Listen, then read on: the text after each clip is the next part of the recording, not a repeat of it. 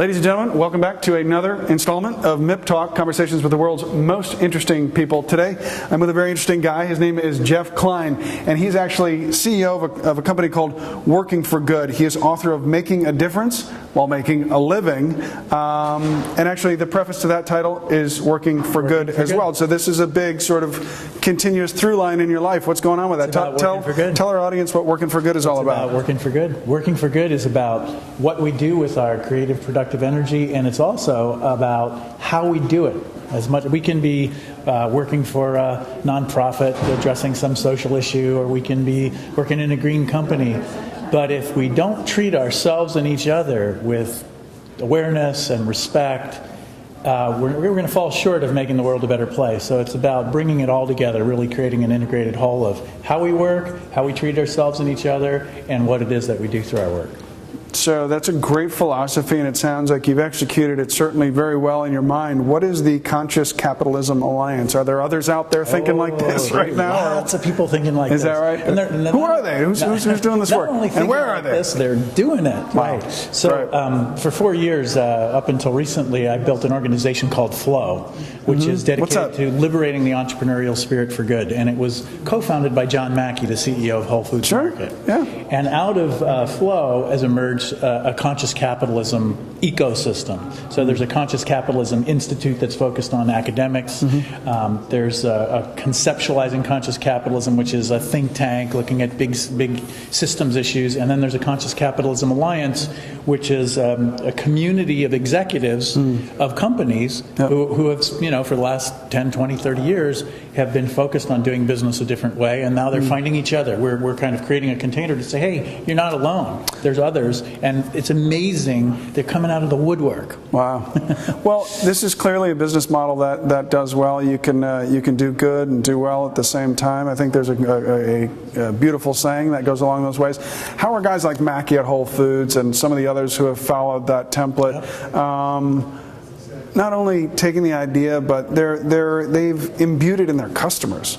So when their customers are buying something from Whole Foods, you believe this is a socially conscious company you're buying from. How did they start, and then how did they get their message out so that people, their customers, believe it? It's got to come from a genuine place, I'm sure. Tell me about that process. It's interesting because it starts when you begin, right? It starts when you're small, and it starts by really doing the work and being authentic and people relating to it, right? And they go, hey man, I love what they're doing, and I love how they're doing it, and I love how they're treating me. And their employees are really happy, right? And energized and ready to work. Something must be going on right here, and that's actually the key. The key to what a great place to work. What a great place to shop. Exactly, right? And that's one of the keys of conscious capitalism and working for good is, first of all, you got a purpose, right? Yep. Every business has to make money, or you're out of business. But you're not in business just to make money, right? You're also in business to do something more. So if you have a deeper or higher purpose and you live it and your whole team lives it and you share that with your customers, they feel it and they tap into it and they say, yeah, we're part of this too, right? We're part. So in Whole Foods, transforming the way people eat, right?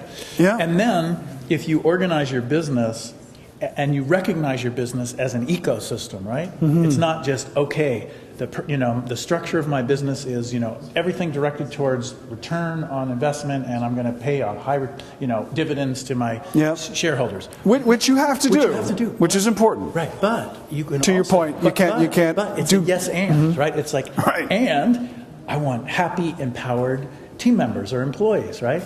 And I want satisfied customers. And I want my vendors to have a stake in my business. Is it that simple, though? Can you just set out the goal and you'll achieve it? No, you have to do it. So how do you do that? Those are the principles that you use to inform your decisions. And then you make decisions based on those principles. You go, okay, am I going to get another penny from my vendor, or am I going to have my vendor really into my business so that they're going to bring more than just, they're selling me the thing, but maybe they're partnering in co-marketing. Maybe they're spreading good word about me. You're recognizing that this is an ecosystem, and that if you serve the parts, the whole thing rises up. All ships rise. All ships rise. And I love it. It works. It absolutely works.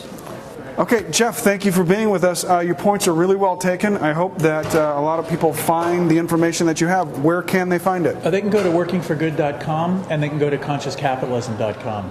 Excellent. And I believe there was a publishing house as well.